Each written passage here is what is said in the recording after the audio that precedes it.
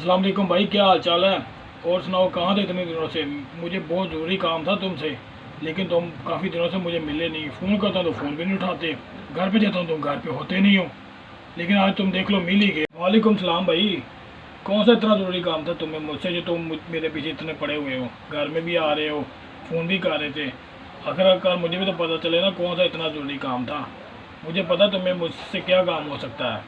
ओ भाई, और क्या काम हो सकता है मुझे तुमसे? एक ही काम था, किराया तूने 3 महीने का दिया नहीं। अब मुझे बता, कब दे रहा है? फ़ोन तो उठाता नहीं, घर पे तो मिलता नहीं, काम तू कहाँ पे करता है ये मुझे पता नहीं। घर वाले तेरे तेरे घर वाले हैं, उनके साथ तो मैं बात नहीं कर सकता, तुम्हारे साथ ही बात करनी है ना मैंने। चल बता मुझे, 3 माह का किराया हो गया, कब दे रहा है? अभी मैं तुम्हें शराफत के साथ कह रहा हूँ कि किराया दे दो, वरना अच्छा नहीं होगा, क्योंकि 3 माह का किराया कोई बर्दाश्त नहीं करता। अब मुझे बता, कब देगा किराया? मुझे तो मैं शायद कुछ और भी समझता होऊंगा, लेकिन तुम फिर भी बताओ मुझे कि तुम्हें मुझसे कौन सा काम है जो तुम इतना बेताबी से मेरा इंतज़ार कर रहे थे या मुझे मिलना चाह रहे थे। चलो बताओ, कौन सा काम था, बताओ। अच्छा जी, तुम्हें इतना ही पता, तो फिर तुम मेरा काम कर क्यों नहीं देते? ओ भाई, किराया तो ऐसे मांग रहा है जो तुमने बड़ा मुझे महल दिया हुआ है, एक छोटा सा कमरा है, वो भी जब बारिश आ जाए तो टपकता है, दीवारें सारी उसकी जो प्लस्तर उसका गिरा हुआ है। अगर अंदर में आके गलती से खाना खाना शुरू कर दो तो सारी वो जो दीवारों से रेत होती है वो टपक के खाने में आ जाती है। बड़ा तूने माल दिया है। उस जितना तू उसका किराया मांगता ना, इतने में तो बड़ा आलीशान मकान मिल जाता है किराए पे। हाँ, और तू भी, तेरी मेहरबानी भाई, कुछ ना कुछ ये ख्याल कर। मैं इतने सालों से तेरे साथ रह रहा हूँ, किराया देता इतना हर दफ़ा टाइम पर। अब क्या हुआ, काम के हालात नहीं है तो ऊपर से मैं जहाँ पे भी काम पे जाता हूँ, काम तो उतना मिलता है बहुत मुश्किल कि रोटी ही पूरी हो सके। अब बच्चों का पेट पालूँ कि तुझे किराया दूँ? कोई बात नहीं, दे दूँगा किराया, धीरज रख। और हाँ, दोबारा फ़ोन ना करियो मुझे, और ना घर पे आई हो। मेरे घर वाले भी बोलते हैं कि भाई उसे किराया दो। अब वो मेरी सुन रहे तो मैं तुम्हें क्या समझाऊँ? दे दूँगा मैं किराया, दोबारा घर पे ना आई हो।